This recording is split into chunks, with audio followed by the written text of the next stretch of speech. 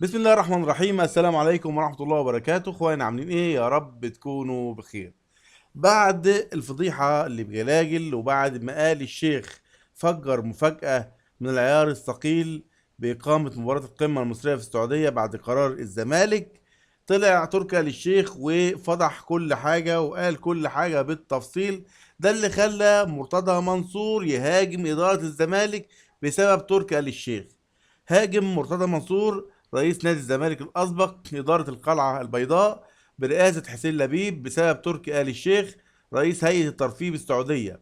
وقال مرتضى منصور خلال تصريحات صحفية إن الأشخاص الذي يديرون نادي الزمالك حاليا شوية هواة. وأضاف: إذا كان هناك رجال في مجلس إدارة الزمالك يجب أن يردوا على تركي آل الشيخ الذي عراهم وكذبهم أمام الجمهور كله.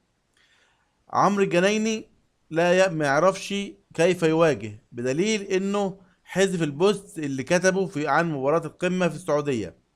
واكد مرتضى منصور ان بعض الزملكاوية اذا عملوا فيها رجالة واعلنوا رفضهم على اللعب في السعودية هيطلع لهم جواب موافقة ادارة النادي على اللعب.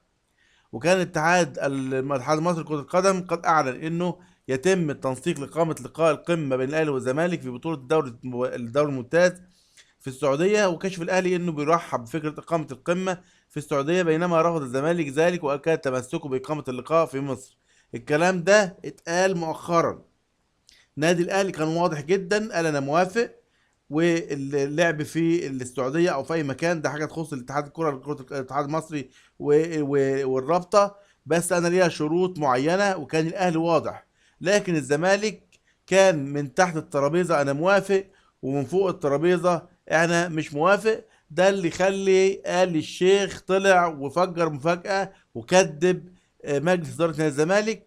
وطلع مرتضى منصور قال لهم تركي الشيخ عراكم، ولو فيه رجالة في مجلس إدارة الزمالك يطلعوا يرد على تركي آل الشيخ. وعمرو الجنايني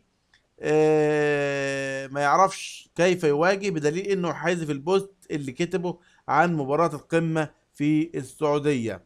ده كان تصريح ناري من مرتضى منصور بعد تركي آل الشيخ ما طلع مع كابتن احمد شوبير، وطلع عامل البوست وطلع مع كابتن احمد شوبير ووضح كل شيء بالتفصيل.